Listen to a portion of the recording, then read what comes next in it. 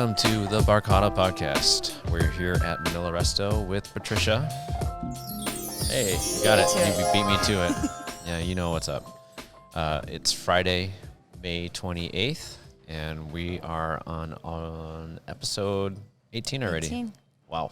Look at you. Yeah, moving along. Yeah, bringing people in. People want to be on it. People keep asking about it, so that's really fun. Yeah.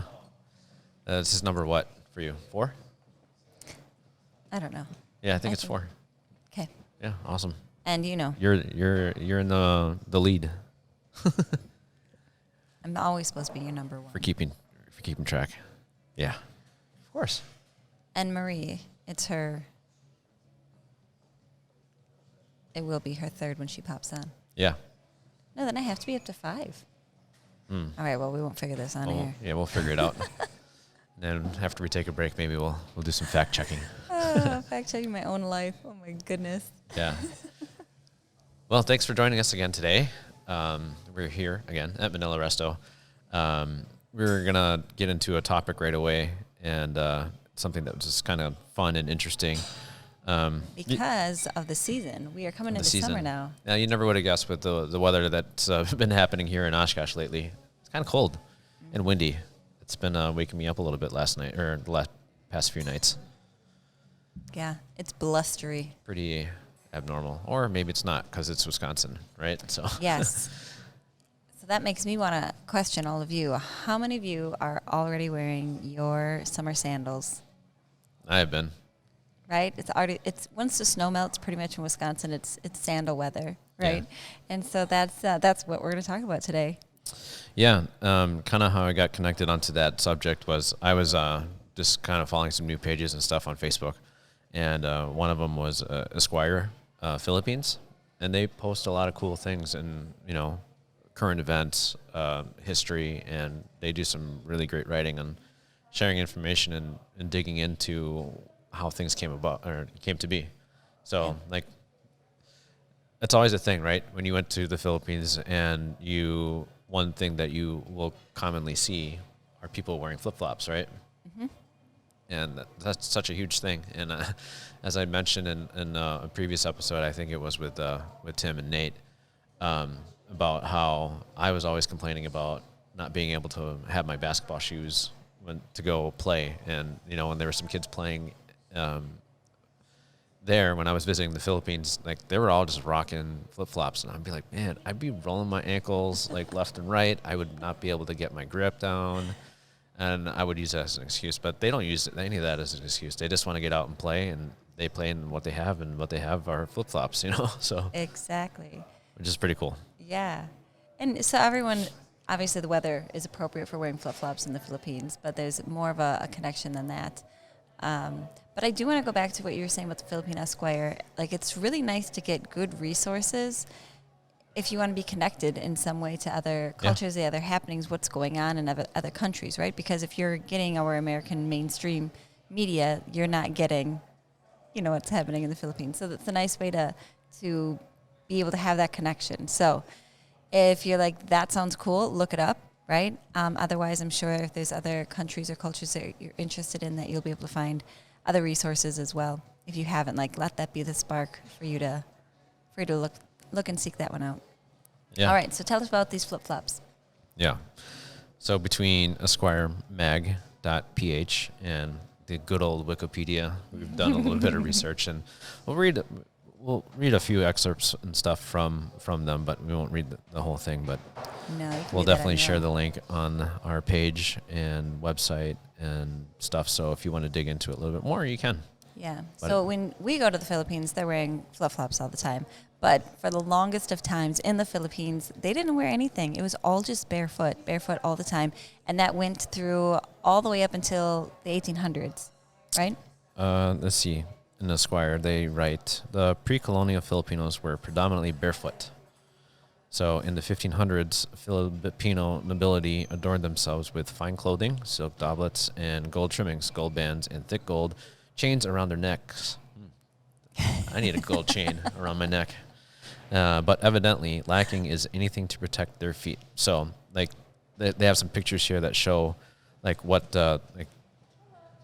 I guess natives were wearing back in time, right? Yeah. And they looked very nicely dressed and everything like that. But then, Super fancy, right? as you can see, like they're barefoot. Barefoot, super fancy clothes, and then barefoot. Yeah. All the jewelry on, and then barefoot. Hair all done, barefoot. That was just the way of life. Yeah. They didn't see a necessity for it. It's rather interesting. Hey, Thatcher. No, you're fine. Yeah. But yeah, that's another. I mean, it's pretty neat just to kind of hear that kind of history and how things eventually got introduced to the Filipinos. Yeah. Right. So 1800s, then that's when the Spaniards came around. Correct. Yeah. So that's where you're getting the Western influence as well. It was before that. Oh, because there was the big Japanese 15th century, the Spanish were there. 15th century. But I thought I just said the 1800s, so I was wrong. I was Yeah. wrong. Fact checking me. Yeah, because you think back how long the Spaniards were there. Oh, that's right. 333 years. Right? If you don't know that yet, you must not be listening to every episode because I think it comes on every time. But- 333 years. But just to go back to like the history of the Philippines, there's so many mixed cultures there. And Japanese were one of the predominant ones at the time. They had little, I guess, Communities and little communities sections. built up. So Yeah. a lot of their traditions and everything too were kind of melted in, combined with the Filipino culture, and part of that being the slippers, and a tradition too. Like when you would go to a Japanese home, like you would leave your shoes at the door, right? Because what was the name of that flooring?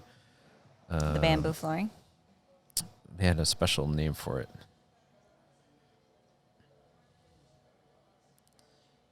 That's where we did this one. That's not what I She meant pressed to the do. wrong one. I did. I wanted Okay. this one. That's the one I wanted. Okay. So why remove slippers before entering the house? So this is part of the article in the Squire. Some Filipinos remove their shoes before entering their houses, then switch to slippers once inside. This practice of removing footwear before entering someone's abode is also a Japanese tradition that was passed on to Filipinos. The Japanese remove their slippers before entering their homes because they want to keep their house clean. Don't we all? Typically, Japanese houses have a tatami flooring on which the Japanese sit and eat meals. Bringing your slippers inside the house is like putting on your shoes on the table. Although Filipinos do not eat on the floor, some still prefer to move their shoes and switch to indoor slippers to keep their floor clean. And that we definitely see in Filipino homes today. Yeah. And it's almost natural for them. They don't even just talk about it. They just take off their shoes when they get to someone's house, Yeah.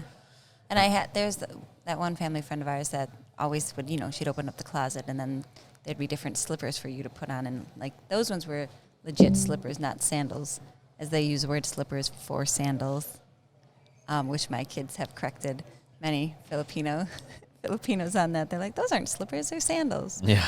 But that's the term that they use because you slip them on your feet, right? It makes sense. But when I think slippers, I think furry, fuzzy ones. And so sandals, slippers, we're going to use those words in today. Chanelas, we're going to use those words. Lots of different words. But even in today's homes, in American homes, you might find that people don't wear their shoes, right? But then definitely in Filipino-American homes, that's happening. And then you're going to have those inside sandals or slippers as well. Yeah, and that's also another cool thing, too. I mean, like, when you go to someone's home, like, it's their home, right? And then you, like, respect or should have an understanding of, like, things culturally. I mean, you may not, necessarily think that, but, when you go to someone's house, like, that's their house. You respect and do what they do, right? And I just remember getting together, large family gatherings and family friends, close family friends. And if sometimes we were like 50 or 60 people in the house, and you could see all the shoes, all lined up at the door. all lined right? up at the door, So it's kind of funny, just thinking back and just getting all those flashbacks of the memories and stuff of all those gatherings and what it was, Yeah. for us then. Yeah. It's gotten a little bit looser in our household, but we still try to Whose do household? that. Ours? He's the only I'm one the that's biggest wearing one. shoes, and the kids will yell at him for wearing shoes. I don't like the shoes in the Yeah. house. Pretty soon we're gonna I have a don't- baby I crawling don't- on those floors. Yeah, well, that'll be a good segue into things because I don't like stepping on everything that they leave on the floor. So that's why I'm wearing my shoes. It is not. You just don't want to untie him when you come in. But I also do have my chinelas at the door too, my indoor ones that I should just wear. Yeah. Yeah, Yeah. and suck it up and take the 30 seconds it takes for me to get out of my shoes and get All into right. that. I want you guys to Maybe comment less than below. that. 30 seconds, right? Comment below. Do you wear shoes in your house or not in your house? And do you have like indoor slippers or sandals or shoes that you wear inside the home only? So I want to know those two things. And then I'm going to get all the information I can out of you. If you can also share, like, is it like a cultural thing? Is it just the way you've always done things? Or is it like a clean factor? Because the quote that you brought up about how in Japanese culture it's like putting your shoes on the table, right? Because culturally they would eat on the floor, and that isn't how we are today. But, you know, wanting things to be clean and neat, that definitely stuck with the Filipino culture and into even Filipino Americans, just because, you know, sometimes think of all the things that you like, actually, I don't know why we do that, right? Sometimes my kids will ask me questions and I'm like, I don't know why we do that. That's just what we do. And so this is one of those things that here we can pinpoint it to the culture. Well, it could also be a sign of respect too, right? Just Yeah. when you're going into someone's home. Yeah, I think, you know, a lot of times now people ask, like, oh, do you want my shoes off? And people are typically comfortable with it. No, it's okay. Or, yeah, if you could, please. Yeah. And, like, remember when we went to visit Japan a couple years ago? Like, they were doing, like, we went to temples. Mm-hmm. That was a major thing, right? You had to take your shoes off before entering. And I think that's neat, too, you know? But the biggest one in Japan that really surprised me is, okay, so first picture your American restaurant. Every time you go up to an American restaurant, right before you're pulling open the handle, you usually see a sign on the door that says, no shoes, no shirt, no service, right? So we go to this, we walk through all of these gardens to get to this traditional Japanese restaurant. And the entranceway is just like he was describing, like the Filipino home before with 50 pairs of shoes there. You literally are taking off your shoes to go into the restaurant. And it's such a weird feeling because it's a public space and like Americans are taught like, oh, tourists are not in Japan, right? But tourists are targeted for pickpockets and all of that. And Japan is like super, super safe. But you would never just leave your shoes outside of a restaurant, right? And in American restaurants, it's not even allowed. But All right, yeah, go ahead. it just is. It was really surprising, and then so all of the guests in the restaurant are barefoot, and then the servers are wearing the traditional sandals that look like flip flops, right? With the toe in between. But that was a neat experience because I thought like in modern day times they would adhere to like our safety laws that we have to have in the U.S. No shoes, no shirt, no service. Yeah. I just thought of Chris Farley in the Beverly Hills Ninja, you know. If you I have not seen it. Okay, well, I will show you that part of the clip, and that's probably all you can handle. I can't handle a lot of these It's movies. Chris Farley, man. You know. But anyways, Maybe for him. he's a ninja. He had an adopted family wherever like in Japan or something, you know. So, but he ended up in Beverly Hills, and whenever he went into a hotel where he checked in, he left his sandals at the door. And, you know, every time he would come back outside, they'd be missing because the guy that was cleaning or in charge of, maintaining the space just grabbed the broom and swept it up and put it into the into the garbage then. Oh. So it was funny because if you could That's what we do in the U.S., right? if you can picture like his reaction, he's like, what the, like looking around because it happened to him like more than once, so yeah. Rest in peace, Chris Farley. You're awesome. Thanks for the memories. Yeah. So there you go. Maybe that brought back that little memory for you as well. And you're like, oh, yeah, I get that. Yeah. All right. Let's talk about how the flip-flops became so super popular, though. Yeah. Let's get into that. So it's all about, like, the cultural resources, right? What's Yeah. in the resources of Japan. Another a little blip here. So how slippers came to the country. Slippers were a foreign concept to Filipinos in a pre-colonial era. area, era. However, trading and intermarrying with foreigners allowed foreign and indigenous cultures to merge. The slippers, or chinelas, we recognize today were introduced to the Filipinos by Japanese over 400 years ago. So it's cool. In Japan, they call it zori for their slippers. In Spanish, they call it chinelas, but it's spelled differently as what it's also called chinelas in Tagalog. But yeah, the spellings are different, but the pronunciations, I believe, are the same. So Chinelas, yeah. so again, you look at all the different cultures and stuff like coming together, and that's what Filipino culture is. Yeah. It's pretty cool. Yeah, we've always described like Filipino food as being like the first melting pot of foods. Like a lot of times you'll say like the U.S. is a melting pot, and you're like, actually, like the Philippines is actually the true melting pot, because things have been going on for so long that 400 years ago, the Japanese introduced sandals, and that's why you have it. But obviously, they're not using that Japanese word zori for sandals. They're using the Spanish word chinelas, but then they made it their own, which is their own spelling, but it still is chinelas. So that the Filipino, indigenous, Spanish, Japanese, all in one, like that's such an original melting pot, right? Mm-hmm. U.S. is really like that tossed salad, Yeah. in my opinion. Long before the Spaniards rediscovered the Philippines, the Japanese assimilated into the local population in the 15th century. There you go. In 1600, there were as many as 3,000 Japanese in Manila. Japanese settlements were also established in Ilocos, which is the northern part of the Philippines, Davao, and parts of Visayas. So Visayas is in the southern islands and stuff. Okay. Not quite as far as Mindanao, but kind of in the middle. Correct me if I'm wrong. I think that's right.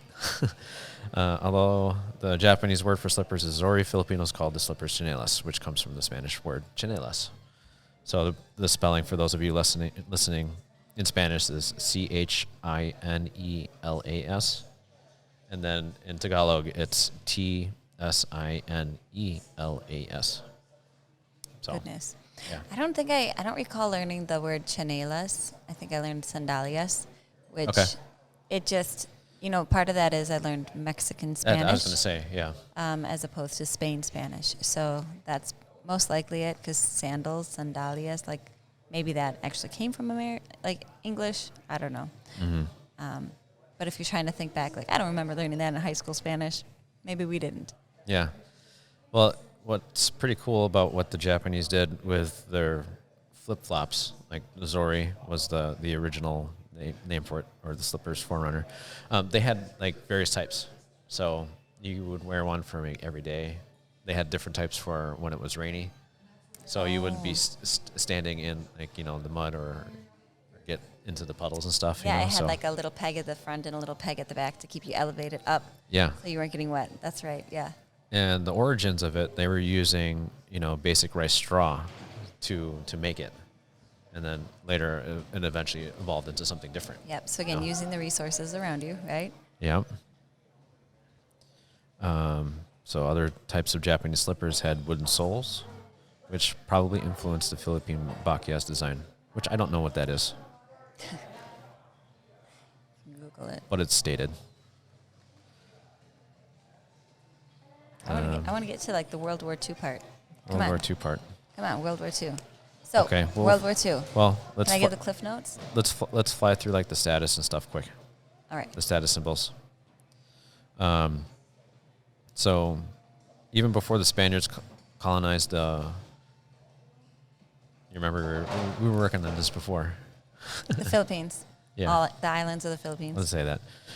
Pre-colonial Filipinos ascribed value to clothing as a status symbol. In those times, only members of the nobility wore red clothes made of cotton or silk. Ordinary folk wore neutral colors and were adorned as less ornament.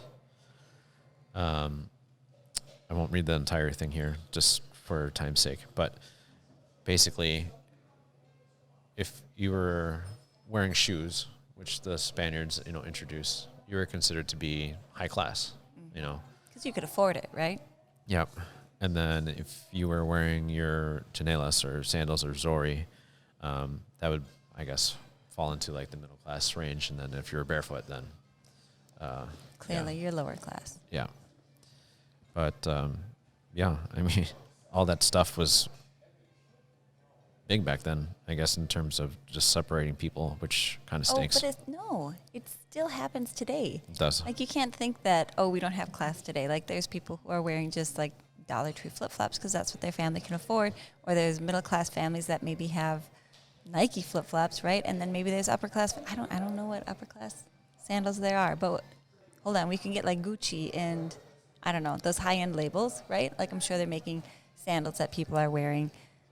Because if they have the money, like, people are going to make $500 pair of sandals if you want, if someone's going to buy it. So there still is the class differences today, just like there were back then. I don't think that you can ever really get away from it. And I don't know that you necessarily want to, because then everyone is exactly the same, right? Like, then we're looking at government-issued sandals that everyone has to wear, which we all want our freedom. So let's not head into that direction. But I think that... it surprised me that I think wood being middle class, is that what you said? I think wood was middle class, or like maybe it was the rice stalk ones, the rice straw ones as well.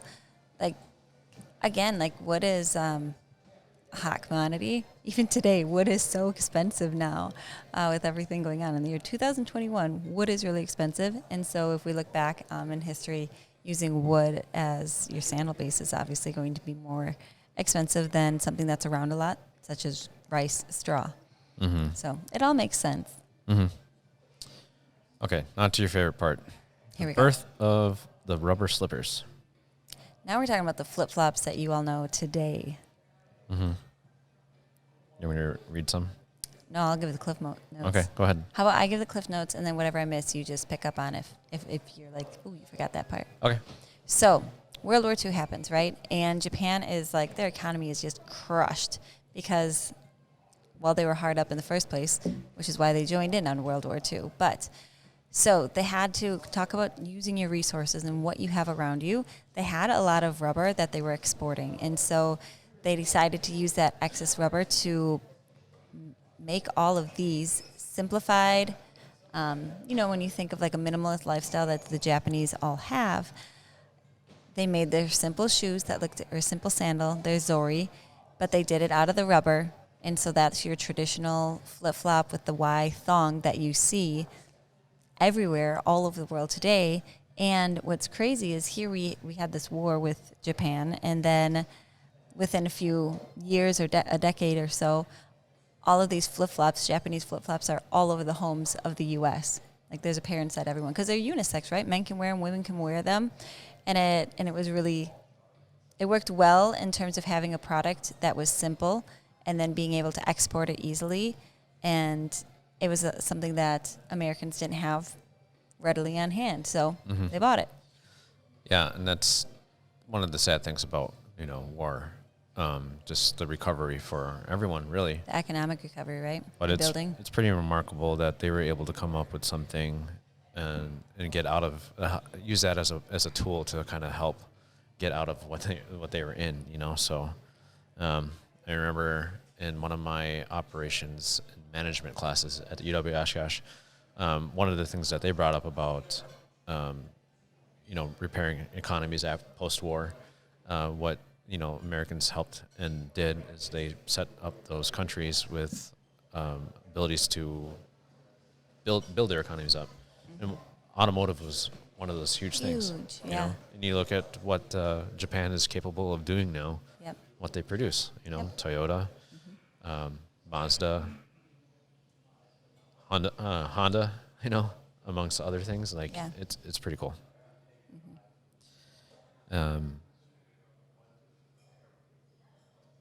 So, flip-flops. They can be worn like super casual to the beach, right? You might have a simple pair of flip-flops. Or a lot of times, even brides, right? You get tired of wearing your high-heeled shoes during your wedding, and then you change into a pair of white flip-flops for the reception or whatever it is. So they're definitely a part of American lifestyle. I never would have predicted that they were from an outside culture because they seem so much... I don't know. I guess I don't know why. You never like, oh, I wonder where the flip-flops came from.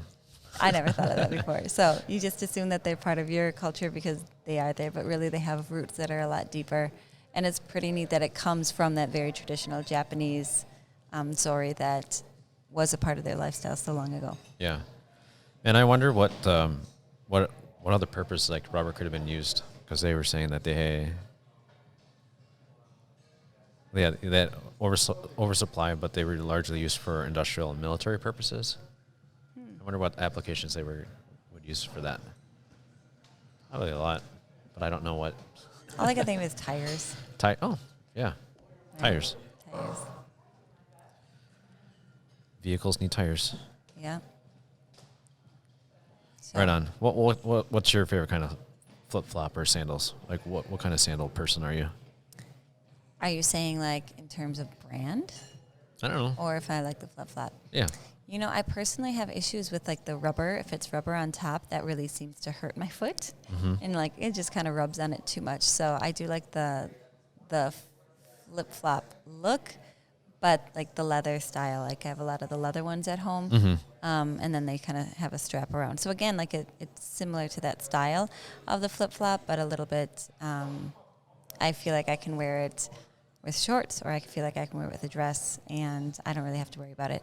The only time I wear flip-flops, actually, the flip-flops that I have that are like the rubber bottoms, they have like a fabric on top instead of being just the rubber, because like I said, it rubs my foot and it hurts. Yeah. So those are the ones that I wear for the beach, and I'm pretty sure in college I had a pair of flip-flops because everyone says you have to have flip-flops, right, to use those showers.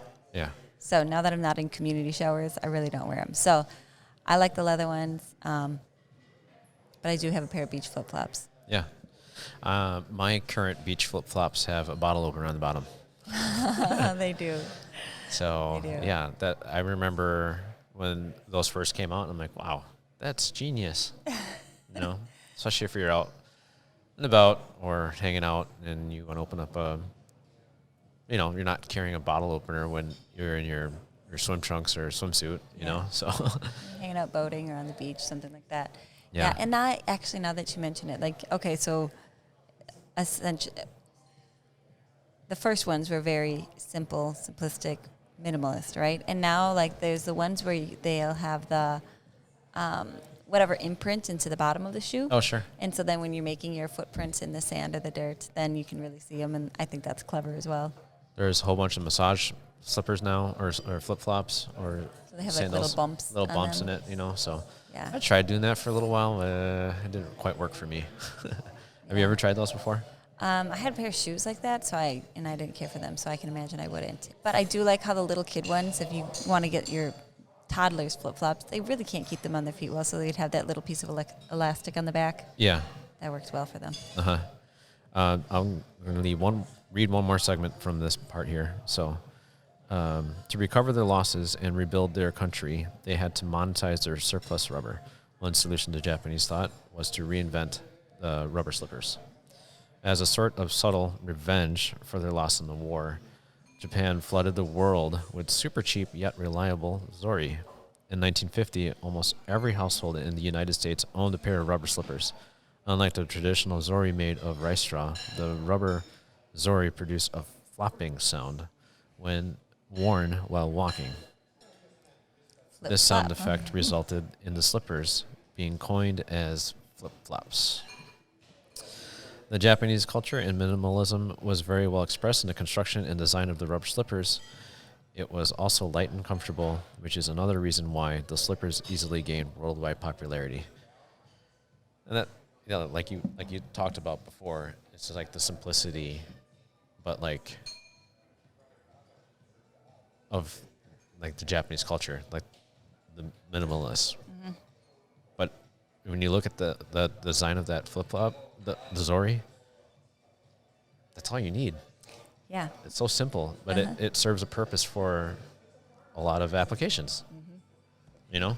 and then you think of like what we just all talked about, how they can have an imprint in the bottom, they can have a bottle opener, they can have a backstrap, they can strap, like all these things that could add on to it. But when it comes down to it, you just need what that first one was. The essentials are there in that simplistic style. So way to go, Japan, for creating that, for getting it out massively produced.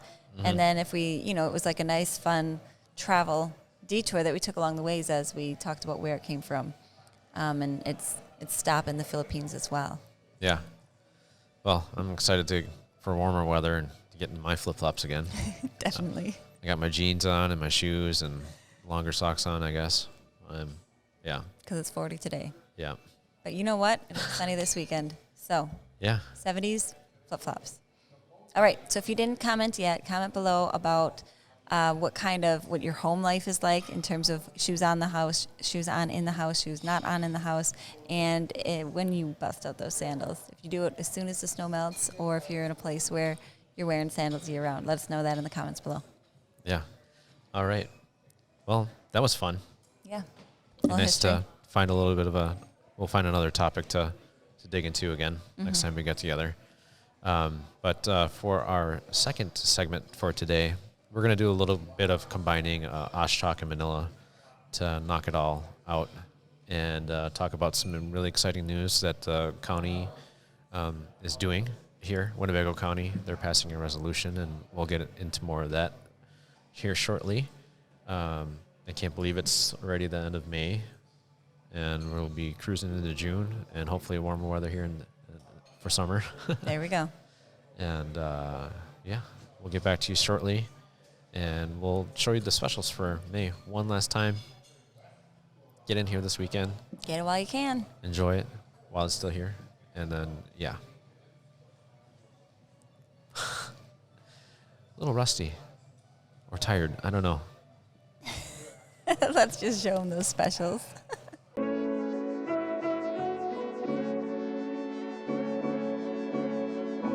Hi, it's Sarah with Manila, and I'm here to tell you about our monthly specials for May. First, we have our drink special, the Piña Mojito. The Piña Mojito features muddled mint, rum, peach pucker, lime juice, triple sec, seltzer, and you guessed it, pineapple juice.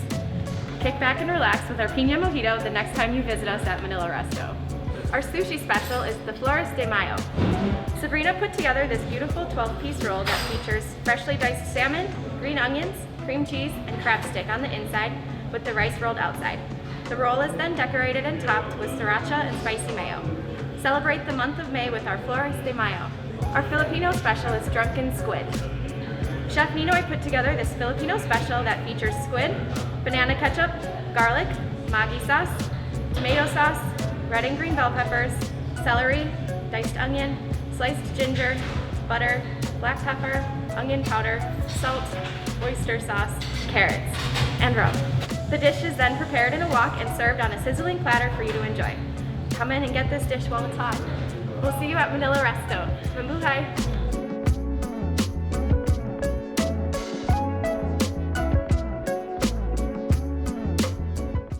All right. We are back here with Patricia and now our special guest, Marie. She's hungry and she is nursing. Hooray. Friday, May 28th, episode 18. We're here at Manila Resto, and we're going to combine a little bit of Oshkosh and the Manila beat. So, lots of cool things happening here in Oshkosh, as things are picking back up. But you know what is my favorite thing about Fridays now here at Manila is going to be John Harmon. Fridays here at Manila? Yeah. What? Tell me more.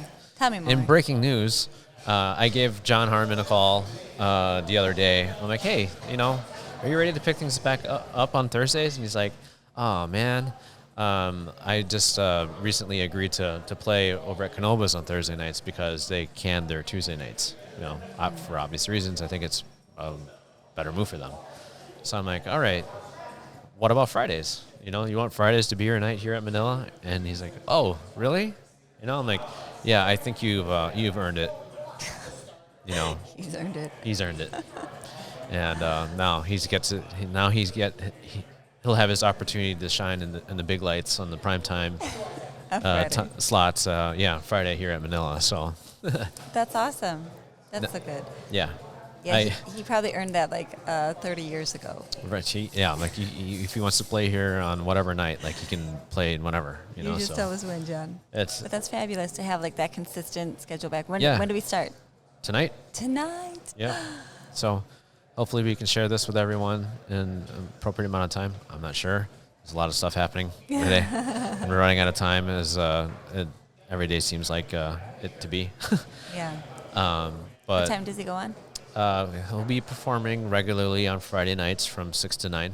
Okay. Just like he was on Thursday nights, but shifting it to a day where Yeah. I think more people will be able to appreciate him as well, so it'd be cool. It'll be a great exposure for music lovers and just for just adding that extra element, in the atmosphere, It's going to be cool. It'd be fun. And you guys, it's Jon Harmon, Yeah. living legend. Jon Harmon. Yeah. He's back. Yay! Hold on, I think it's Yep, you got it. he's Hey, back. she got it. But yeah, we're looking forward to that. And what else is happening here at Manila today? Big news. Big news. So Jon Doemel, our new county executive, along with other people on the board, they're passing a new resolution to designate May as Asian American and Pacific Heritage Month. Look at that. Yeah, and he reached out and he's like, "Hey, we communicate Facebook Messenger or whatever."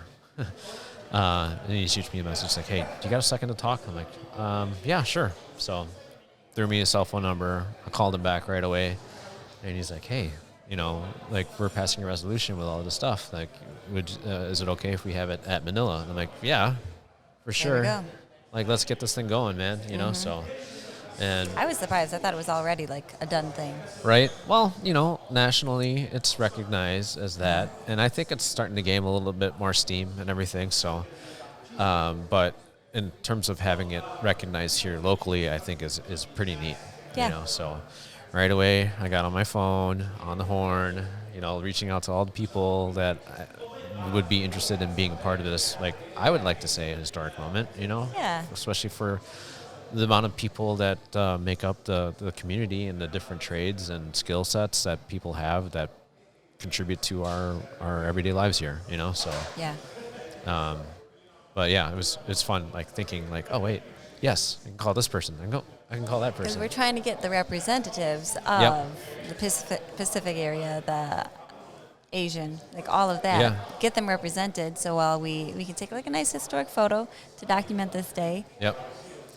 And through a mutual friend, Ted, I was able to establish a connection with Christine's over at their place on Main Street. Nice. So that'll be another nice connection for us to have, just another Asian-owned business that we can, bounce ideas off, or just even just talk in general as business owners here in the community. And there's a lot of like-mindedness there, right, where we can just share thoughts or just maybe just bounce some questions or whatever, So. Yeah. Well, I don't know how to say this lightly, right? But it's a trend. Asians are a hot topic right now, right? Mm-hmm. Because it's in the media. You hate to say that it's trending because it's trending for a negative reason. And then you have this slogan of "Stop Asian Hate," which I get the intention behind it. I obviously, but I just wish it were in a more positive way to affirm just like let's just love everyone and let's love our Asian community as well, and let's support our Asian community. And I think what is happening today then, this proposal, or not a proposal, what is it called? Resolution. This resolution then is a way to spread Asian love. So instead of stop Asian hate, let's just spread Asian love. And that's going to happen today. And we have some family friends that Reginald used to have class with them, and we've not seen them all pandemic because the little guy switched schools, and so Reginald stayed at the school. And their heritage is, the dad is Was it Samoan? Samoan. I'm pretty sure we'll have to get that figured out. But Reginald doesn't know yet, but he's going to see him today. Oh, And really? So he's going to be so excited. That's great. Yeah. So what I'm going to love about this is when he says that he's calling all of his friends, all these people that he knows, we are just trying to get in touch with all of these people that could be a representative who are in our community. Because sometimes it might be, people might think, well, why do we even need a resolution like that? Like, I don't know. We're all Americans. Yes, we're all Americans, right? But we showed with the flip flop story. Like, it's neat to dig into your histories. It's neat to be proud of the culture behind you. And so when we have all of these faces gathered together to take a picture to show off this passing of this resolution, and you'll look at old faces and young faces and people with high degrees of education and people with high school diplomas, like all kinds of people that have this Asian cultural background who can be honored today, and that they get to stand with pride and have their culture shown off. I think that is really special, and I think it is all about spreading that Asian love, and I like that so much. So I think this is good today for our community, good to make it public, and I think it's really nice that you were able to say, yeah, come to Manila, come be this meeting point, and we'll gather as many people as we can in a day to quick snap this photo. Yeah. Antonini, my cousin, Maria, she also helps us out here in the kitchen at Manila. She's also in the medical field. Is she an RN or? In the Philippines, she's an RN. Okay. And here in the States, she just didn't get that last licensure, so she CNA? technically, perhaps. Okay. I don't know where technically. Well, anyways, like, she was asking, like, oh, what should we wear? Are we going to wear our Manila gear? I'm like, oh, you can wear whatever you want. But then as I thought about it, I'm like, you know what? Show up in your scrubs. Yeah. You know, because we need to show that, you know, people here are, that's a double representation there, right? Yeah. Like, she's a Filipino, and she's working in the medical field, and, you know, this will be a great picture. I'm excited to see it all come together.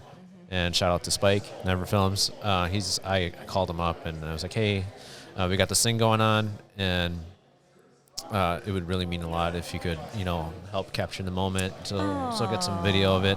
And then, you know, we'll snap a picture of it, you know, afterwards and everything. So Perfect. it'd be cool. Yeah. I don't know if anybody's interested in the reading or listening to the resolution, but I'm going to read some of it, if not all of it.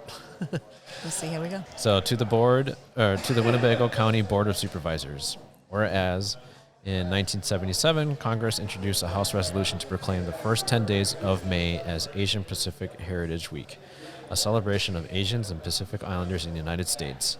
And whereas in October 1978, President Jimmy Carter signed a resolution designating this week as an annual celebration, which we now know as Asian Pacific Heritage Week. And for those of you who don't know what resolutions are, like, it just goes and goes and goes. Bye, guys. Thank you. And whereas in 1990, May was chosen to commemorate the immigration of the first Japanese to the United States to mark the anniversary of the completion of the Transcontinental Railroad, in which the majority of the workers who laid the tracks were Chinese immigrants. And It's all right. Keep it coming. whereas understanding Asian and Pacific Islander history is an important part of celebrating Asian American and Pacific Islander Heritage Month. And whereas Asian Americans and Pacific Islanders have endured and overcome hardship and heartache.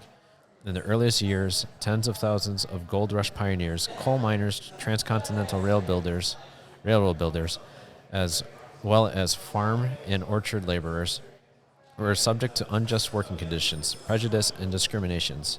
And whereas even in periods of the Exclusion Act and Japanese internment, Asian Americans and Pacific Islanders have persevered, providing for their families and creating opportunities for their children. And whereas we acknowledge the historical and cultural contributions of Asian and Pacific Americans in the development of the state of Wisconsin, and whereas the diversity of these groups includes Asian, Indian, Bengali, Burmese, Cambodian, Chinese, Filipino, Guamanian. Yeah. I just was looking for clarification in terms of did I say that correctly? Hmong, Indonesian, Japanese, Korean, Lao, Malayan, Okinawan, Pakistani, Samoan, Thai, Vietnamese, and others. Now, therefore, be it resolved that the Winnebago County Board of Supervisors, that beginning May 2021 and every May hereinafter as Asian American and Pacific Islander Heritage Month, is declared with appropriate instructional activities to recognize the countless contributions that Asian Americans and Pacific Islanders have made to this nation. And then it's respectively submitted by Mike Norton, Julie Gordon, Tom Snyder. And there was a vote required for passage, which lists majority. And on this day, this Friday, here at Manila, our county executive, Jon Doemel, will be signing that resolution into order. Pretty cool. Excellent. That is so cool. It really is. And I like that, the resolutions are so long because look at that history. This started, what was the first date? 1970 or before that? 1977. Yeah, so. And it's cool to see it grow, yes. 10 days. And then it was, the 10 days was considered to be like a week. Yeah. And then it moved to a month, Yep. which is pretty cool. Good. And I like that they go back to recognize, because, if you know the history of, the railroads being laid, they didn't get the recognition back then. No. Goodness, no. They got anything but that back then. So it's nice that, you're trying to make up for past mistakes, and I like that we're not going to wait, 50 years and then look back and be like, oh, yeah, that time of, the whole hashtag Stop Asian Hate, we should have passed something back then. No, we're doing it right now. We're making that resolution happen right now. So you get little girls like her who can grow up proud of who they are, and we don't have to have silly hashtags like that to... Right. I think, back as I was reading the different cultures or heritages that were involved, I think they're from Guam. Oh, I think it's Guam too. Yeah. Sorry, I said Samoa. They're not. It's Guam. Because I remember talking to the Sunny, shout out to Sunny, I'm like, okay, where are some cool places to go? Or it was just kind of, and we also talked about how Spam is awesome. Spam. All right, share below. Do you love Spam? Yeah, Spam. I didn't know that Spam was anything people actually ate until I met him. So. Well, eat Spam. It's good forever. Maybe not forever, but it holds well. And, if you're just storing it or whatever, so. And if you're limited on space like the Philippines is, then having canned meat where you cannot have cattle roaming like we have in the United States is very, very different. So. Yeah. So, yeah, we're very excited to share that moment with everybody 4 o'clock today. So it'd be fun to see everyone kind of just funneling in and celebrating it, really, so. And to really create more of awareness of, who we are in the community and how we're all involved. And really kind of how that resolution was stating is the deep history that involves us all in building this country even, and making it go today. Yeah. I was already thinking of all these different cool topics we can dive into now. I know I have my wheels turning, but we said we would make this quick. Yeah, so just reading that resolution. Otherwise, we'd be here forever. All right, we'll bring that up on a different day. Yeah. Okay. But, hi, Marie. How are you? How was your meal? Delicious. I'm afraid to turn her because she'll spit up everywhere because she hasn't yet. Yep. So it's coming. Here we go. Can you do it right on Daddy's equipment? Oh. All right. I'll give a little bit of an update. What's the cup doing here? Well, that's the cup that we've been talking about. And we had some games last night, and my team was one of the winners. So hey, what's up? I'll be exchanging it with a teammate, Nate. So I won't be hoarding the cup like I did last time. But we managed to squeeze in an episode today, so that's awesome. Just to show it off. Yep. There it is. What's up, boys? What else do we have going on? Oh, anime specials are wrapping up here. Did you get the chance to try any of them? I don't think you did. Well, they're mostly all by choice, though. Oh, gotcha. Because the Flores roll had the Flores mayo was a little spicy. Spicy mayo and the sriracha. Cannot handle the heat. I can't. Yeah. The drunken squid you might like. I would like that one, so maybe I can get that one today. You should do that for lunch. We need to eat. We haven't eaten yet. Yeah. Kind of got lost in the world. Mojitos are definitely my jam, but I don't really drink anymore. So yeah. Pina mojito, I'm sure it's great. I'm sure it's wonderful. Yeah. It's nice and refreshing. Yeah. Yum. Perfect as you're wearing your flip-flops, right? Yeah. Out totally. on our patio, which, did you tell them that our patio's open? Oh, yeah. There we go. There's another one. We can close with that. We had just we got a permit now for our temporary outdoor seating. which is Yay. pretty cool that the city was extending it another season. I'm hoping that they just extend it indefinitely. Forever. Right? But ultimately, end game is for us to come up with something a little bit more permanent. But anyways, we brought back our patio this season, and it's ready to go. We added another table there, so there's more seating for people. Added some benches. Added more some greenery. shrubbery. Yeah. It went from like one simple project to like, let's keep, it's hard not to, And we had rookie experiences last year with the fence. Like it held up pretty well for, the first few months, but then as soon as it picked up, the wind picked Those up fall winds. towards the fall, Yeah. we had the fences like falling over. But Yeah. But Chef Quinn and I, like he made sure that it's not moving anywhere. And yeah. he's a Filipino, so he can pretty much do and fix anything. That's how it goes. Yeah. Yeah. So join us out there. Stop in. Let people know that you are interested in seating at the patio. Got umbrellas out there for those sunny days. But yeah, if you're looking for a different way of dining at Manila Resto, the Manila patio is the way to go. Right? All right. Right, Marie? Is that what you think? She likes it. She's already been there. Yeah. We were the first customers, first guests. Yeah. Don't let the baby beat you. Go on up. We try. We try to always be the first ones. So like, the patio's open. Literally, there's still like work equipment, and then he's like, "Want to be the first guest?" Yes. So Yeah. they're still working on it when we were the first guest last weekend. So now it's officially open this weekend. Yeah. Looks like the weather's going to be much better after this weekend. This Memorial Day weekend is going to be a little bit cooler, but it's all right. Yeah. As long as the sun's out and it's not as windy as it has been. Yeah. My word. It's been crazy there. Yeah. But, yeah, thank you again to all of you who are listening to us. If there are any subjects and stuff that you would like us to dig into, let us know. Drop us a comment or shoot us an email to the barcadapodcast@gmail.com or visit us on our website, thebarcadapodcast.com. On Facebook, YouTube, Instagram, we're all over that. So, and yeah, once again, thank you. And we look forward to catching you again soon on the next episode of the Barcada Podcast. See ya. Hey, how about that? Anything else? Anything else, Marie? I can't believe she hasn't burped or spit up yet. She's waiting. Just like she's trying to go there. All right. Well, we're going to quit while we're ahead. Make it a great one. We'll catch you guys soon.